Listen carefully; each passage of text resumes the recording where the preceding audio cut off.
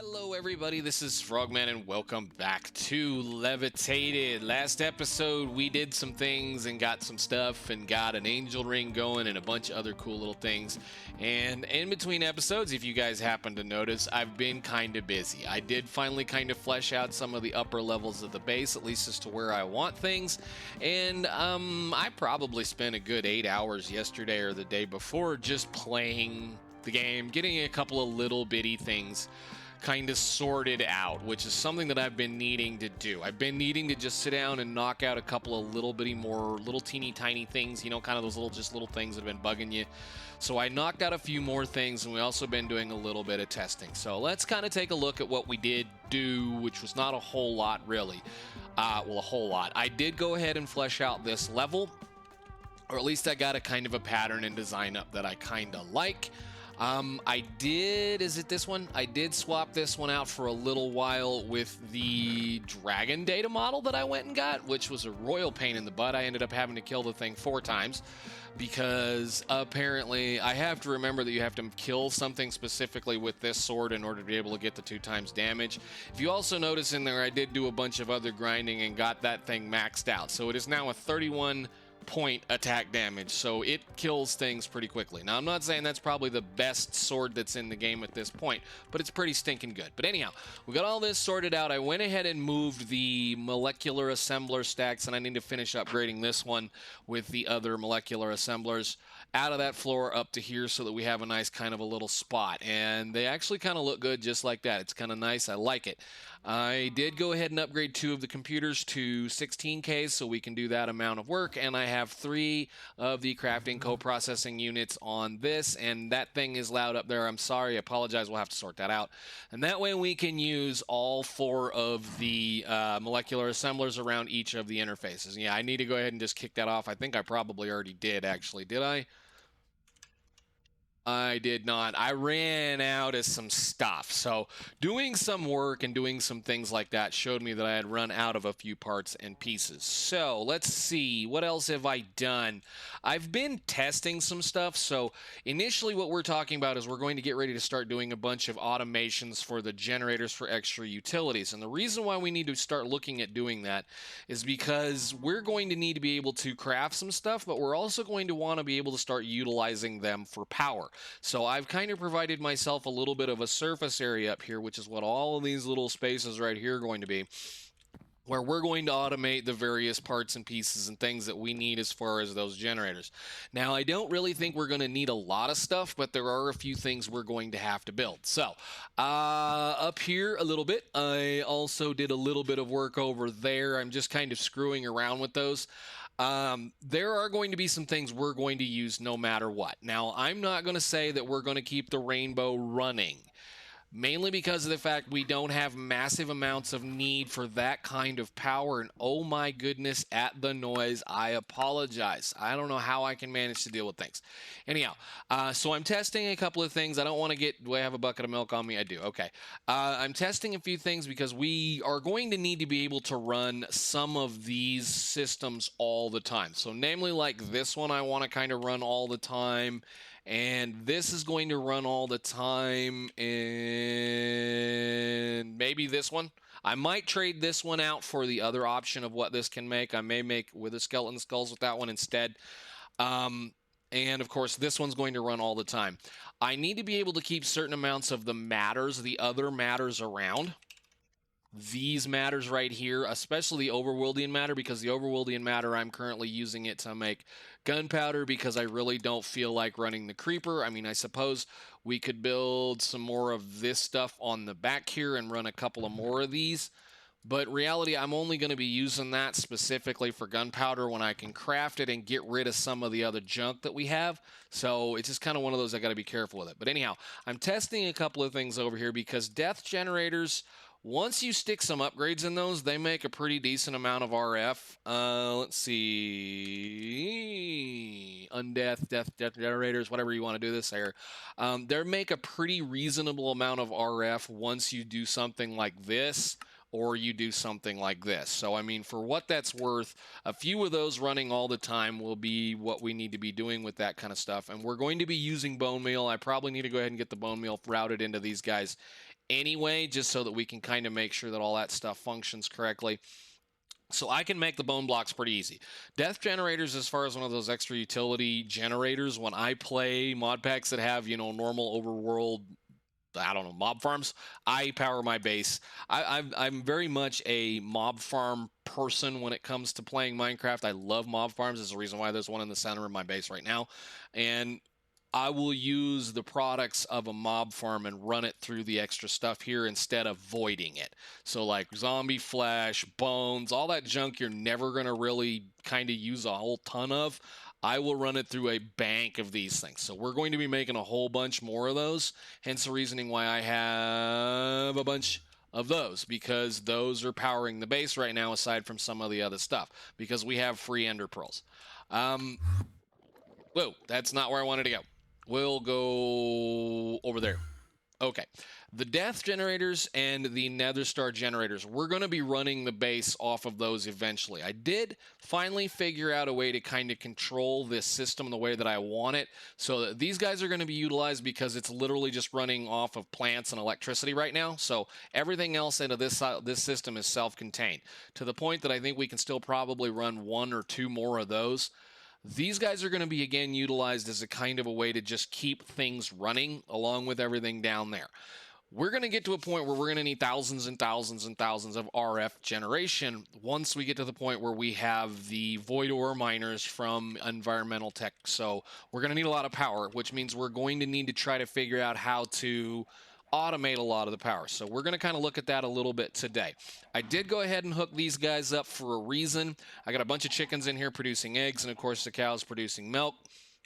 We kind of need that because down here I got a little board in automated cakes. So I have all of the necessary parts pieces needed to automate cake. I decided to automate cake, so I decided because of that I'm going to test a little bit of things. And this is where we've been kind of playing around with some of the test stuff.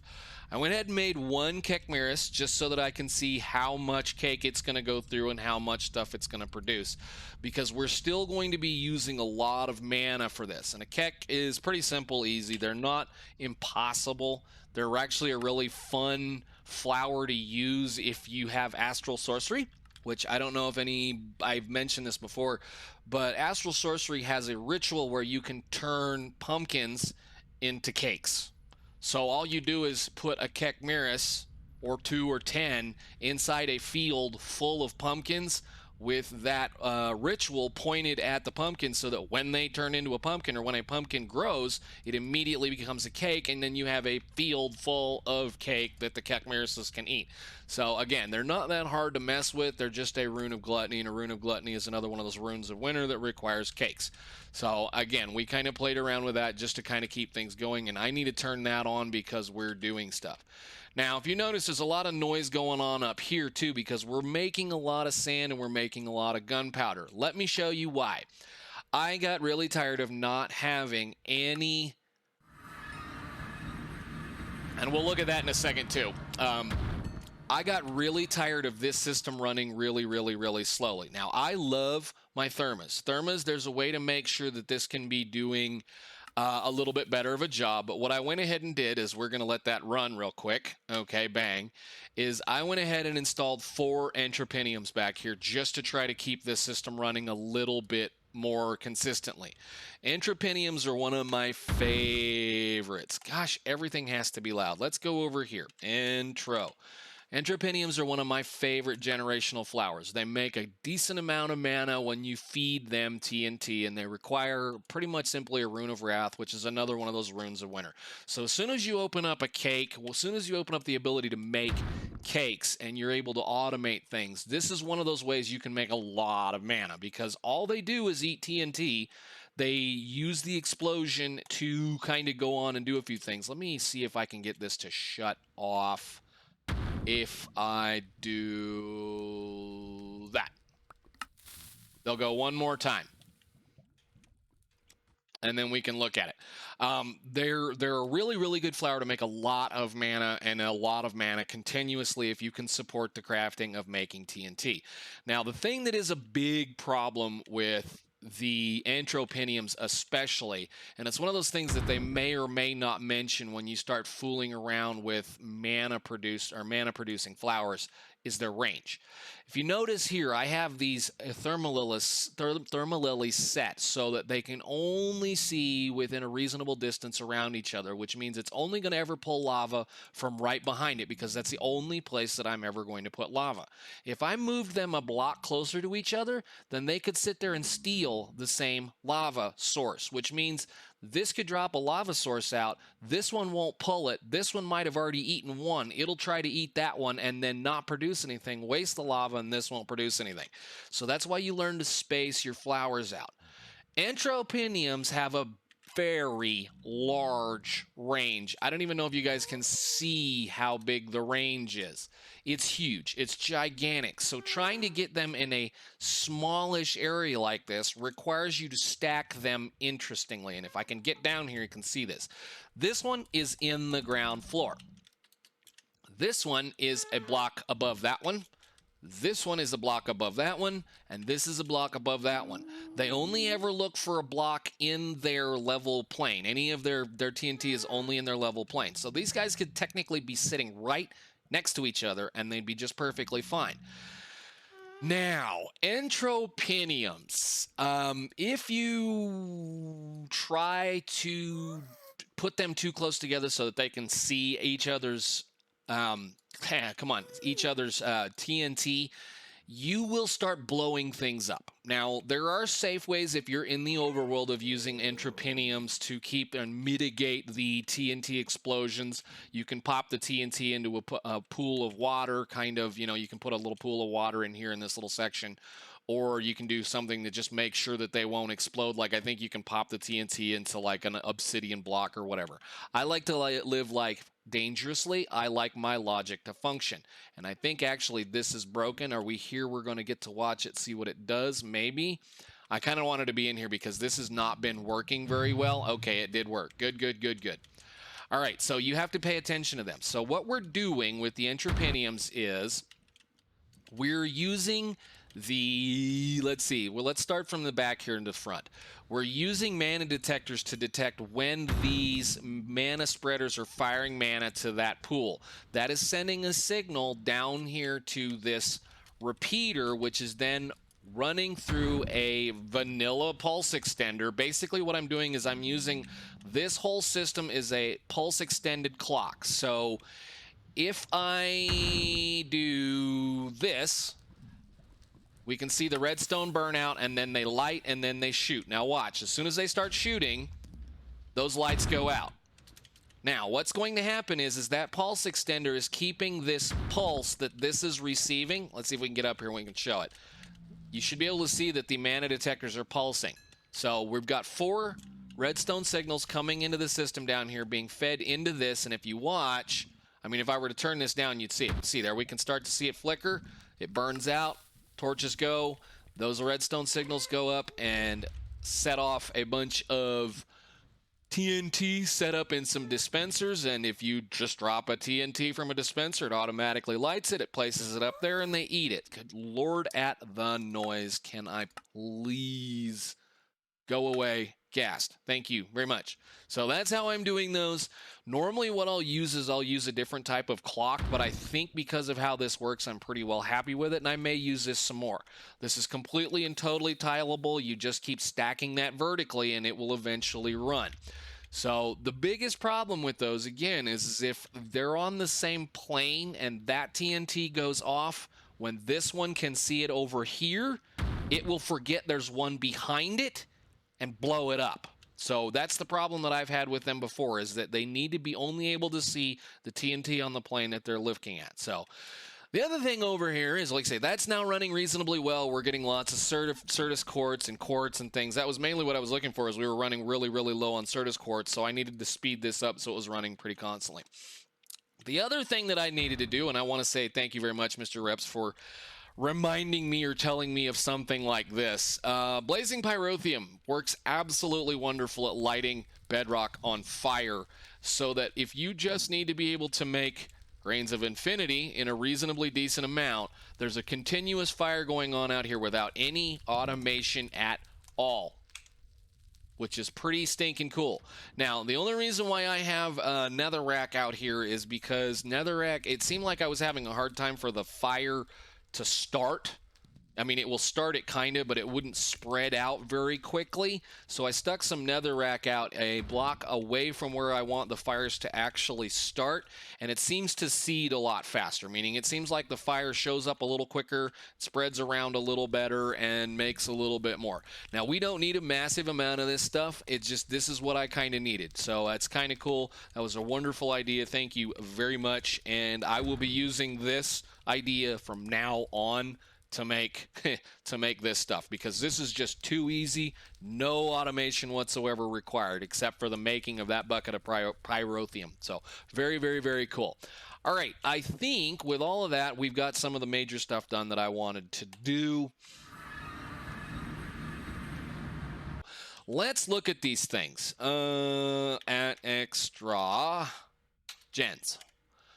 There's going to be some generators I want to automate and use all of the time here. There's going to be some stuff we're going to need to do stuff with. So because of the fact I went back and got that one little thing for the halitosis generator, or like say that one thing that will allow me to be able to make all of that stuff, which is right here, the things that this thing burns, which is going to be dragon's breath. The thing about the dragon's breath is 60 of them will burn for an hour. So that's all I really need right there. So I went ahead and ran that just a little bit and got 300 or 400, I think it was 300 of them or so, just so that we can do that. That's 300, what is that, 3,000 minutes of time to be able to run. So I don't have to worry about dealing with that thing. Frosty generators are kind of a fun one, and this one was actually something that I found just kind of looking around at things. Come on, get over here. And it's called this, where is it? This heat frame. Heat frame. When you're looking at ice, you go, well, how do I make ice? How can I make ice? And then everybody makes ice probably with a glacial precipitator, because you can get glacial precipitator with water and all that kind of stuff. You can just do that. Or there's a pure daisy version where you get Stygian acid and you turn this in, or you take snow and you turn snow into ice. Well, in order to get snow, you have to have some kind of thing, which is water. So, I mean, you could theoretically do it with a pure daisy, but you need to be able to make it at a reasonably quick pace. But then I saw this heat frame, and I was like, what the heck is a heat frame? You take a bucket of water and it turns this into that. And if you read on it, it says, can be placed on any inventory. When heated by an adjacent heat source, it will try to smelt any item in the inventory as well as freeze it when cooled. It will only succeed when there's enough room in the inventory for the resulting item. The more heat applied, the faster the smelting process will be, up to a maximum of 1 item smelted per second. Similarly, the more it's cooled, the faster it will freeze objects. That's 1 ice block a second, as long as you can feed it water, buckets. So I was like, well, okay, we can give this a try. What do you do? Well, it's just back to that same old, how do you, automate this problem? And where is my bucket?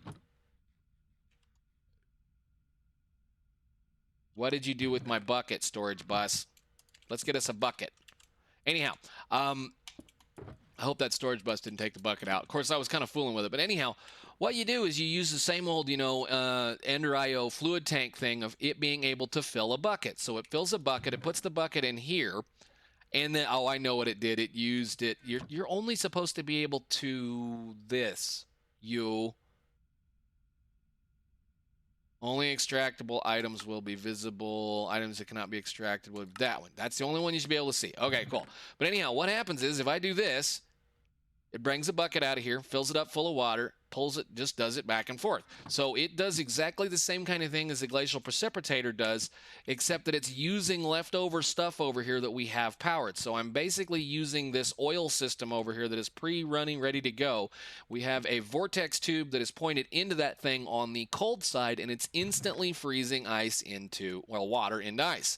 And then once it gets a full chest, if you notice, it'll stop here in just a second because it doesn't have any more room for this ice. So we should have enough, or at least we're going to see if this is going to be enough to work, but it's kind of one of those, I always like to use something I've never used before. I didn't even know that existed. That also means you could put that on a furnace, or for that matter, a chest, and put things in there that you can smelt, turn that around, and make it to where you have a really reasonably quick furnace or smelting capability, which is pretty cool. All right, so let's start that over and let's figure out how we're going to do this. What we're going to do is, I kind of stated before, we need to start working on getting all these things automated, and I want a kind of a dirty space for some of the dirtier generators, what I'm going to call dirtier generators, to live, because there are a few of these generators we're going to use, and I know we've probably said this a few times, but there are a few of these generators I'm going to run all the time, but there's some of them that you really kind of have to prep for. So let's start with the dirty, nasty generators first. The ones we're going to keep running, but the ones that we're going to have to worry about. And that is going to be the death generators, those 4 that are up there. The Nether Star generator, we're going to keep these around because they make 4,000 RF a tick. Or more, depending on if you speed them up or not, and the explosive generators. Now, those are the 3 dirty ones, or at least as far as I remember, those are the ones that produce a side effect while they're running that are not really very cool. So we want to produce a area somewhere up on top up there where we can do a little bit to try to keep things from working. So did get a couple of things prepared. There's a box in here with a bunch of nice little things we can bring along. I would like just a couple of more little building blocks. So do I have any more of that stone burnt? I do really love this stuff. We'll just take a stack because that should be enough of that. And let's go up top. Are you guys done burning? Yes, they're done burning finally. All right. So what I want to do is I'm going to utilize this space right here to try to keep this from killing us. Or at least what I want to do is I want to be able to teleport to this spot and then be able to walk up, flick a button, and shut everything off that's going to be in this room without having any kind of a problem. So this, all of that's coming with me along with a few other things. And hello, Miss Cat. What are you doing on my desk? Kids. Anyhow, let's see. I think we're going to kind of set this up simply and easily because this is going to be our danger zone corner. This is going to be a spot once we get this room built up. I will have a door that will not allow you in unless you flick a switch kind of a thing because I will be dumb enough and teleport into this room and set myself either exploding on fire or do some other stuff. So let's get this going. We'll pop this box open. I went ahead and made a few TNT generators, and TNT generators, again, they're not too terribly hard to do, or explosive generators. We can look at all of these generators for right now as far as generator is concerned. These have all had their recipes slightly adjusted because of the difficulty of the pack. So the death generator requires rotten flesh, bones, spider eyes were the hard part about this, plus they require redstone alloy ingots and a furnace generator. So every one of these is going to require a machine block, which means every one of these requires that industrial machine chassis. So I'm very glad I went and automated that. So we have 4 of those now. We have 4 death generators, and I'm just doing 4 because 4 is a nice number for these rooms. So we're going to do this as well. So we're going to do, I may even make, just depending on which one of these we want to use all the time, because an explosive generator is going to make right around 160 RF a tick for 2 minutes and 40 seconds. We're going to be running it off of TNT because we already have TNT flower stuff capabilities. We already have it automated. Nether Star generator, can you please? Nether Star generator is going to 2 minutes on 1 Nether Star for 4,000 RF a tick. So this is a lot of power right here. And 2 minutes per Nether Star is amazing. That means I could easily just take one of those silly little wither skeleton thingy, wither that up here, and it would run these just perfectly fine. So again, this is all going to be based on how this stuff works. The reason why I want the death generator, or at least the death generators in total to be running, is because of the fact we're going to produce bone meal. We're already producing bone meal, and I'm going to be running bone blocks through this so that we can get that 120 RF a tick times 20 seconds for whatever that is. These are going to be where my normal, usual system goes, where this is how I get rid of extra crap when it comes to stuff that comes from a mob farm. So when I have extra utilities, instead of voiding mob farm parts, like bones and rotten flesh, run them through a generator. Yeah, you have to be careful about where they go, but it's free power, pretty much like we're already doing. So all right, so let's see. I don't think there's anything else I want to do up here right now, and I may, for that matter, make this so we can put more of these up, just depending on how this goes. But let's see what this looks like, kind of like so, and kind of like so.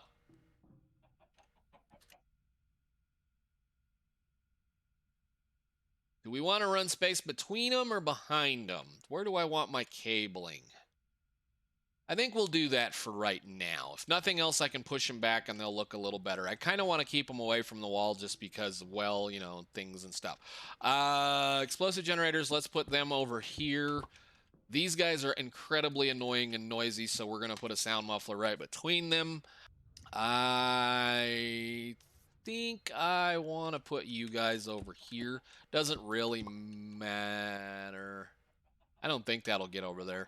They have a really wide range of really wide range of action, but they're not the worst. These ones are actually the worst. These death generators. These will give you withering in various degrees of nastiness until you hit a certain point, which is if you put the max tier speed upgrades in these things, they can get really nasty. These things will kill you in 60 seconds if you get too close to them. They'll just straight up kill you. So actually why we need to go get us a bucket of milk, because we may need it. Go. All right, now we've got a bucket of milk. We're good. I knew I needed something. All right, so the simple, easy part of this is going to be we're going to go ahead and bring a system up with a P2P tunnel off of the... Let's go make sure we have the right one clicked. I want to bring it off of this one. And I'm going to bring this up here. All the way up. Into that spot right there. So that way, if we need to do any nasty, like say this section may be for some other automations, depending on whether we can get to it. We may end up doing some more of the other generators down here. But again, this floor is basically going to be for other automations that we don't already have to set up. And I may even, for that matter, move that thing off the floor. Or I don't know. I may do some more decorating and just kind of start hanging some of these things up in the air in these little boxes. I really kind of wanted to have some kind of fun thing like this. But we're going to go ahead and bring this up, and we're going to control this whole system from this corner. Just kind of thinking how I want to do this now. Let's go ahead and bring an ME cable in.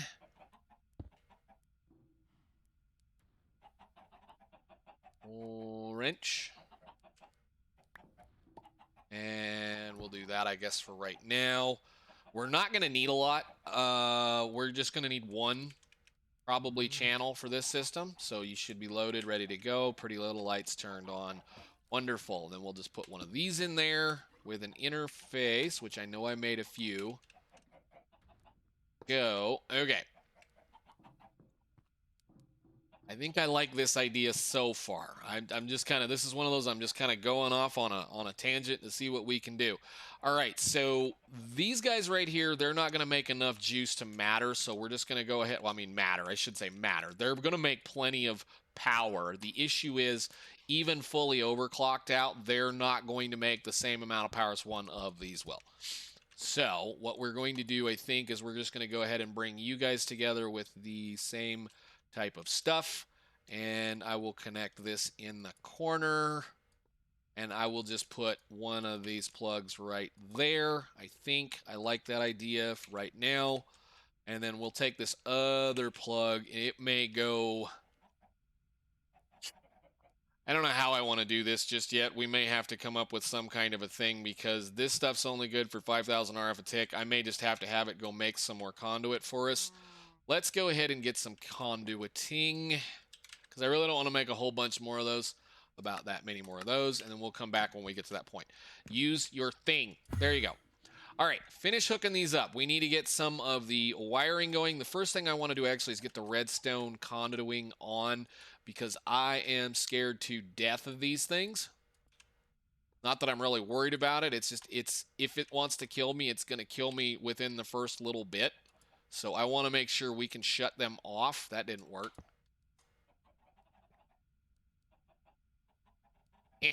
And I'm out. Love it.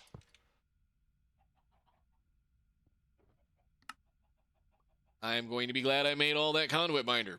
Okay, cool. Well, let's go get a little bit more of that stuff. Is our other stuff ready to go? I need some more of this.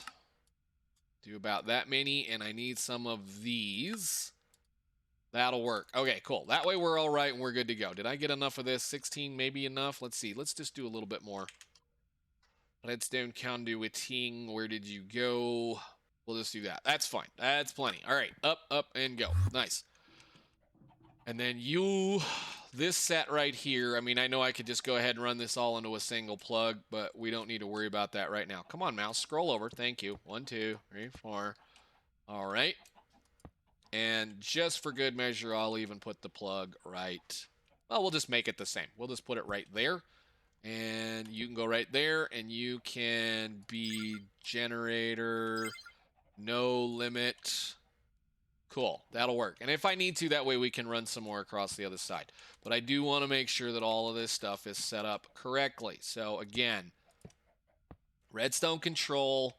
And then what I'm probably going to eventually do is there will be a door, likely right here. I know it's kind of weird to put a door on this system or this base, but we're going to put a door on it because of the fact that what I want to do is I want to be able to say, we'll take this nice little pretty blue block and we will put a, where is it? Actually, I was going to say redstone off, right? Redstone on, redstone off, redstone off, off. And then what I can do is I can run this redstone conduit all the way over here. And if I put the lever over the top of this, like that, and then force connect this. No, just do the easy thing. Goodbye. We got to force connect all of these. Redstone input. And then if I go do something dumb, like go get me a iron door.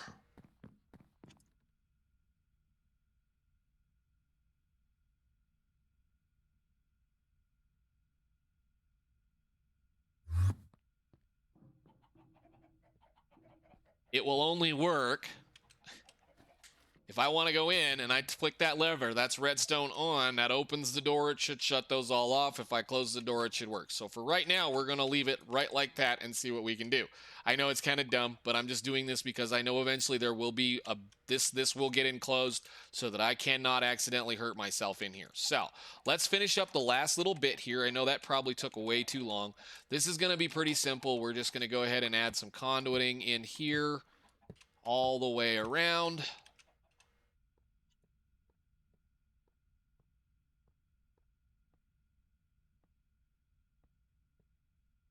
All the way around, and again, insert. And then all we got to do in here is take examples of what we want to put in that thing. Switch is on. So I want to keep that many bone blocks in stock, that much of this stuff in stock. I don't know why I grabbed so many. We'll just grab all that and we'll put it back in the system. You are going to go right there. You can go away. You are going to go right there. You can go away. And you're going to go right there. You can go away. And you can go away. And you can go away. So we've got all that stuff stocked, ready to go. We need to make sure that this thing knows to craft that stuff. So it's going to have a crafting card in it at all times. And I don't want to know that that interface is even here. Redstone off. Round robin, go. Why is that running? Great, it's the ones I don't want running. Oh, nuts. Okay, what happened?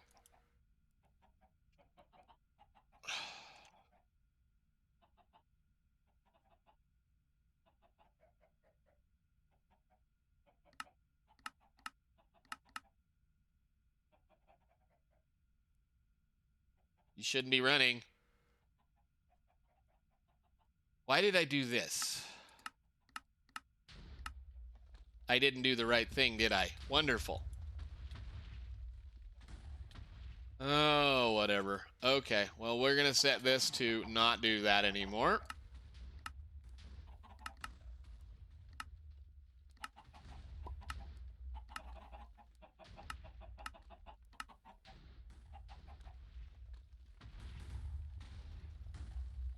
And carefully sneak around the back and grab all of this so it stops.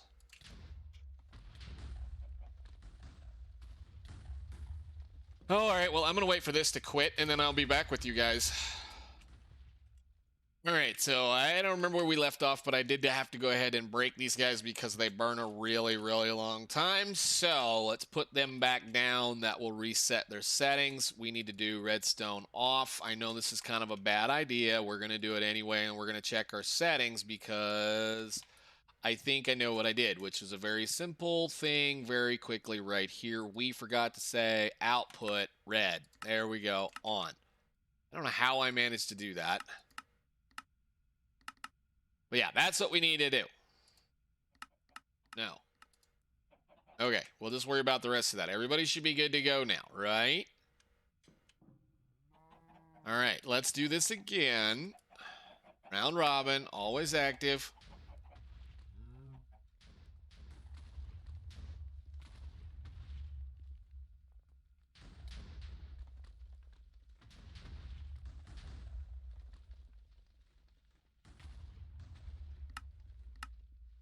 Stop it. Okay, cool. We're good to go. Now that way I won't blow myself up when I come in here. So it's going to have to fill all of these generators up because, of course, we have it set to a specific thing. But we should be filling up with some nether stars. And we should have some of these. What's going on here? Insert.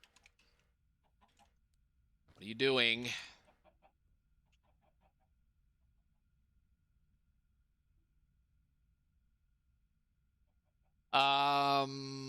What the heck? How is that working? Insert. Yes. What are you doing? Why are you not putting bone blocks in there? Okay, there we go. I was going to say, what is the world there? Now, the reason, like I said, the reason why I'm picking these again is because of the fact that these are going to make a reasonable amount of power for a decent amount of material. So, let's see. Explosive generator. Let's go over these very quickly. Explosive generator is going to make right around 160 RF a tick for 2 minutes and 40 seconds per piece of TNT. So that's going to last a really long time. And if I went ahead and knocked 4 speed upgrades into every one of those, we'd have quite a bit of stuff. And as you notice, we've got 780 grid power. So 780 grid power, we'll be able to run quite a few of these things. This stuff in here, I do want to try to this again is going to burn quite a bit, but part of this is I want this to be able to run one of those machines running pretty much all the time. The whole point is to try to keep one of those machines running all the time so that we can keep enough of the overworldian matter in place so that we can keep these guys running. So it's kind of one of those, this is burning because I want these to burn, so I want those to burn. And of course, these guys over here, they're going to run for 2 minutes and make 4,000 RF a tick each. So 2 of these, let's just say all 4 of these are going to trump the heck out of those things over there. So basically what we're going to do probably is this system is going to either run continuously and keep these things happy, or we're going to start segregating out the power so that this is going to run some of the later on stuff and that will run something else. But I guess for now, let's turn it on. Ow.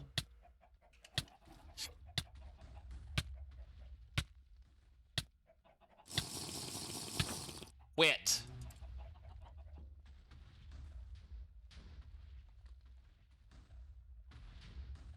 Yeah, I love those generators so much. They make so much noise in such a big flashy fashion. But like out of all the ones in here, the ones that are going to kill you right off the bat the quickest are those death generators at the back. Because if you get within their range of effect, they'll give a little text message down here stating that the angel of, well, I guess let's go see if we can get him to show up. I do have a bucket of milk, right? I can get a bucket of milk.